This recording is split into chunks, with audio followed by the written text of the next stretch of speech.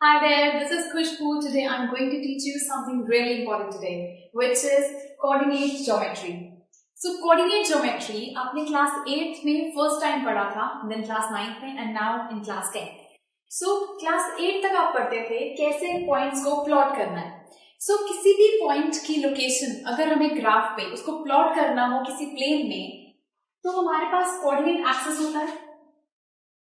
This is our coordinate axis. जो horizontal line होती है, ये जो हॉरिजॉन्टल लाइन है सीधे वाली, ये वाली, दिस इज एक्स एक्सिस. तो ये होता है हमारा एक्स, ये होता है हमारा एक्स डैश. जो वर्टिकल लाइन होती है लंबे वाली, वो होती है हमारी वाई एक्सिस.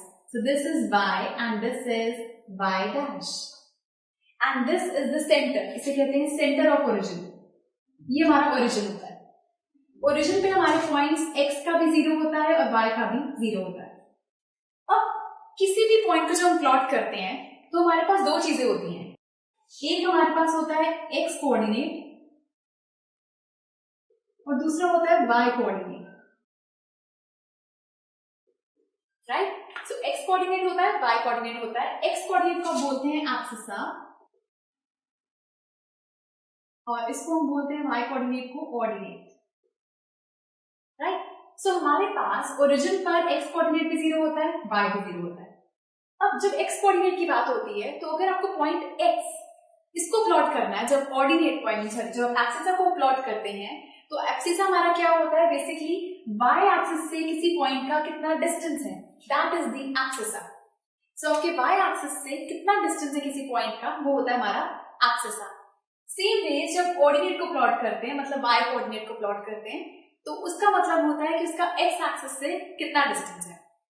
और जो हमारा एब्सिसा होता है वो परपेंडिकुलर डिस्टेंस होता है फ्रॉम वाई एक्सिस से, एब्सिसा का. और जो हमारा ऑर्डिनेट होता है उसका परपेंडिकुलर डिस्टेंस होता है हमारे एक्स एक्सिस से. तो बेसिकली हमारा परपेंडिकुलर डिस्टेंस दिखाता है एक्स के साथ वाई वाला, और वाई वाला दिखाता है एक्स के साथ, एक्स वाला वाई के साथ, वाई वाला एक्स के साथ. एक दूसरे के परपेंडिकुलर डिस्टेंस दिखाते हैं. तो बेसिकली अभी तक आपने प्लॉटिंग सीखी थी. लेट्स सपोज जैसे कि हमें प्लॉट करना हो 2 and 3. दैट मीन्स 2 हमारा x पे होगा यहाँ, this is 1, this is 2, this is 3, 1 2 3. x का 2 यहाँ, y का 3 यहाँ. Can you see y axis से इसका डिस्टेंस है ये 2 is the distance from y axis. Same way ये जो 3 है ये डिस्टेंस है इसका x एक्सिस से. सो ये हमारे पास पॉइंट आ गया 2 3. सबसे पहली चीज जब ये कोऑर्डिनेट एक्सिस के अंदर हम प्लॉटिंग करते हैं, सो ये हमारा होता है फर्स्ट क्वाड्रेंट, ये होता है second quadrant, this is third quadrant and this is fourth quadrant. ये 4 क्वाड्रेंट्स होते हैं हमारे पास. फर्स्ट क्वाड्रेंट के अंदर हमारे पास जो हमारा एक्स कोऑर्डिनेट और वाई कोऑर्डिनेट, जो दोनों कोऑर्डिनेट्स होते हैं, दोनों ही हमारे पास होते हैं पॉजिटिव. दोनों ही पॉजिटिव होते हैं. तो दोनों जब पॉजिटिव वैल्यूज होती हैं तो हम इस क्वाड्रेंट में प्लॉट करते हैं. सेम वे सेकंड क्वाड्रेंट में एक्स हमारा नेगेटिव में होता है और वाई पॉजिटिव है. तो एक्स एक्सिस की जितनी भी वैल्यूज हैं वो सब नेगेटिव में होंगी, -1, -2, -3, -4 and so on. Third quadrant के अंदर ये भी नेगेटिव होता है और ये भी नेगेटिव होता है. तो यहाँ भी सारी वैल्यूज नेगेटिव, यहाँ भी सारी वैल्यूज नेगेटिव, दोनों हमारी नेगेटिव वैल्यू होती है. फोर्थ क्वाड्रेंट के अंदर हमारा वाई एक्सिस नेगेटिव होता है और एक्स एक्सिस हमारा पॉजिटिव होता है. सो इस तरह से इसको देखकर आपको वैल्यूज को प्लॉट करना होता है. नाउ अब आपके इस चैप्टर के अकॉर्डिंग, एक्सरसाइज 7.1 के अकॉर्डिंग, हमारा फर्स्ट फॉर्मूला जो हम इसके अंदर यूज कर रहे हैं दैट इज डिस्टेंस फॉर्मूला. सो ये डिस्टेंस फॉर्मूला बेसिकली है क्या,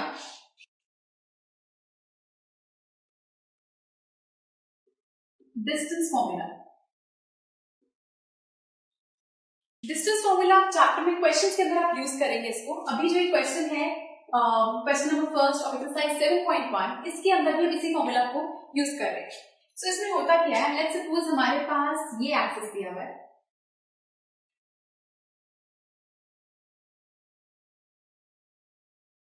this is x and this is y, ये हमारा ओरिजिन है.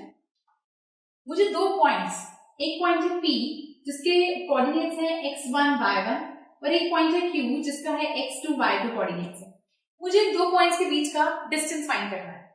तो सबसे पहले हम इसका प्लॉट करते हैं. इसमें जैसे लेट्स सपोज हमें दिया हुआ है this is P, this is Q this is R, this is S and this is T. तो हमारे पास Q की वैल्यू है x2 y2 और P की वैल्यू है x1 y1. अब इनका डिस्टेंस हम कैसे फाइंड करेंगे? अब ये देखिए, ये हमारा ओरिजिन है.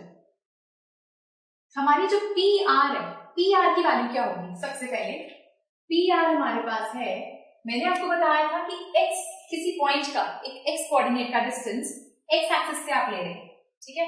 तो ये आपको दिखा रहा है आपका कितना डिस्टेंस आ गया. पी आर का distance is this distance, this distance is y1. ये आपके पास आ गया y1 क्योंकि y एक्सिस के पैरेलल आ रहा है, तो y1 हमारा डिस्टेंस हुआ. तो पी आर और टी एस पैरेलल है, तो अगर ये हमारा अगर y1 है तो ये भी y1 होगा. तो this is also equal to ts. Same way अगर मैं देखूं यहां से OR कितना डिस्टेंस है? x1, क्योंकि x कोऑर्डिनेट को रिप्रेजेंट करता है इतना, ये x एक्सिस. तो ये आ गया हमारे पास OR इज x1. अब मुझे RS चाहिए. RS तो यहां कहीं से नहीं दिया हुआ, लेकिन ये OS है हमारे पास. OS कैसे है? आप देखिए, ये जो डिस्टेंस है यहां से यहां तक का, दिस इज x2, तो नीचे वाला डिस्टेंस भी पैरेलल है, ये भी होगा x2. तो OS इक्वल आ गया हमारे पास x2 के. अब मेरे पास OR भी है, मेरे पास OS भी है. इस पूरी लाइन में से अगर हम OR को हटा दें तो क्या बचा आपके पास? RS. So OS minus OR equal आएगा आपके पास RS की. तो RS की वैल्यू क्या आएगी? OS is x2 minus OR is x1, x2 minus x1. अब जो RS आया है वही आएगा PT, क्योंकि वो भी इसके इक्वल है. So this is equal to PT. Now यहां पर हमारे पास SQ, पूरा SQ हमारे पास है y2. लंबी लाइन जो हमारी सीधी वाली होती है दैट इज फॉर y. तो ये आ रहा है y2, तो हमारे पास SQ आया y2. मेरे पास TS भी है, मेरे पास ये पूरी SQ भी है, लेकिन ये QT नहीं है. तो अगर हम इस पूरी लाइन में से इतने को सबट्रैक्ट कर दें तो हमारे पास बचेगा QT. तो हमारे पास आया QT is equal to SQ minus TS. That means SQ आपके पास है y2 माइनस y1. सो ये आ गई हमारे पास वैल्यूज. अब इन वैल्यूज को यूज करके हम इसका डिस्टेंस फाइंड करेंगे. सो हमारे पास डिस्टेंस फॉर्मूला के अकॉर्डिंग हमें चाहिए PQ का डिस्टेंस. PQ का distance is PQ square would be equal to this PQ square. ये बन रहा है राइट एंगल ट्राइंगल. सो इस पे हम लगा सकते हैं Pythagoras theorem. So by Pythagoras theorem PQ square would be equal to QT square plus PT square. So by Pythagoras theorem PQ square is equal to QT square plus PT square. PQ square की value आपको निकालनी है, उसको आगे रखेंगे. QT square, QT हमने क्या निकाला है? QT is y2 minus y1. पूरे के ऊपर स्क्वायर है, यहाँ भी स्क्वायर आएगा, प्लस PT हमने निकाला है x2 minus x1. x2 minus x1 whole square. ये स्क्वायर जब आएगा तो ये बनेगा रूट, तो ये बनेगा y2 minus y1 whole square plus x2 minus x1 whole square. तो ये हमारे पास आ गया PQ का डिस्टेंस. बुक में जनरली बुक्स में इसको ऐसे लिखा हुआ है x2 minus x1 whole square plus y2 minus y1 whole square. आगे पीछे करके इसको लिखा है. So this is the distance formula. इस फॉर्मूला को आपको याद रखना है, डेरिवेशन याद नहीं रखनी है, जस्ट आपकी अंडरस्टैंडिंग के लिए थी. आपको सिर्फ ये फॉर्मूला ध्यान रखना है क्योंकि ये आपके क्वेश्चंस में यूज होगा. So now let's move on to the first question of exercise 7.1. First part. Find the distance between the following pair of points. हमें इसका distance find करना है. तो अगर मैं इसको let कर लूं, let P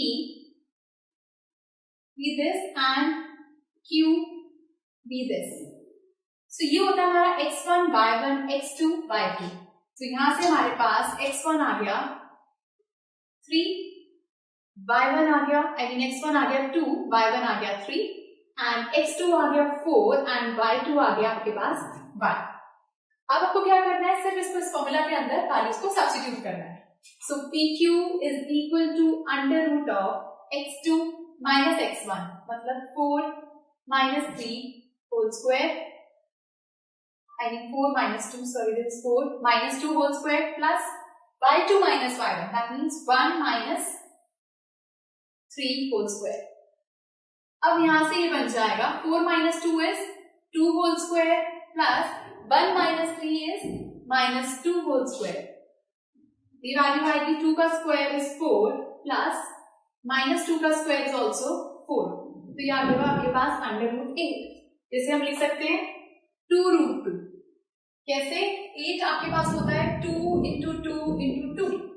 तो स्क्वायर रूट्स में पेयरिंग हो जाती है. ये दो पेयर एक 2 बनाते हैं, तो ये बाहर आ जाएगा, अंदर एक रूट 2 रह जाएगा.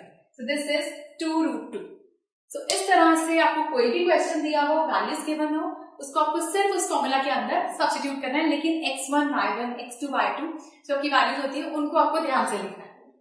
So this was first question, first part of exercise 7.1, and you watch the next video for the next two parts of this question.